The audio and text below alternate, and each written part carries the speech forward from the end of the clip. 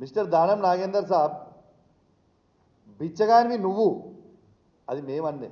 మీ ముఖ్యమంత్రి నువ్వు బిచ్చగానివి దివాన్ షా బార్ దగ్గర బీడీలు అమ్ముకుంటున్నావు అని అన్నది మీ ముఖ్యమంత్రి రేవంత్ రెడ్డి గారు.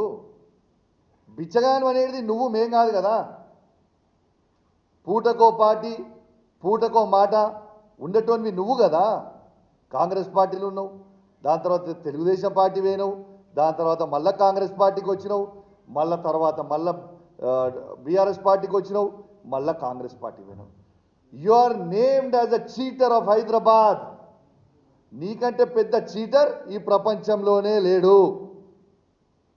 ఫ్రస్ట్రేషన్లో మాట్లాడుతూ ఉన్నావు. మొన్న ఈ పార్టీలో చీట్ చేసి పోయి కాంగ్రెస్ పార్టీ నుంచి సికింద్రాబాద్ పార్లమెంట్గా చేస్తే ప్రజలు నీకు బుద్ధి చెప్పిర్రు. రేపు నువ్వు ఎమ్మెల్యేగా కాదు, మాజీ ఎమ్మెల్యేగా శాశ్వతంగా మిగిలిపోతావు. గ్యారెంటీ నాగేందర్ రాసి పెట్టుకో అని చెప్తా ఉన్నాను.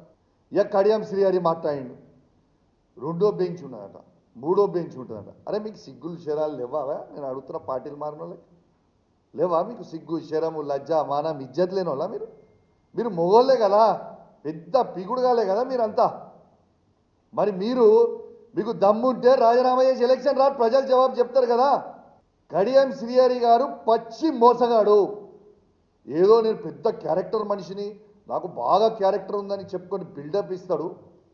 ఆయనంత పెద్ద చీటర్ని ఈ ప్రపంచంలో నేను చూడలేదు.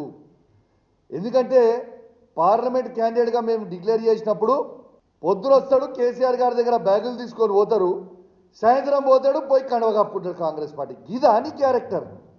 You are a cheater, you are a characterless fellow. నీకు క్యారెక్టరే లేదు. ఇంకా నువ్వు ఏదో పెద్ద నీతులు మాట్లాడాల్సిన అవసరం ఏం లేదు.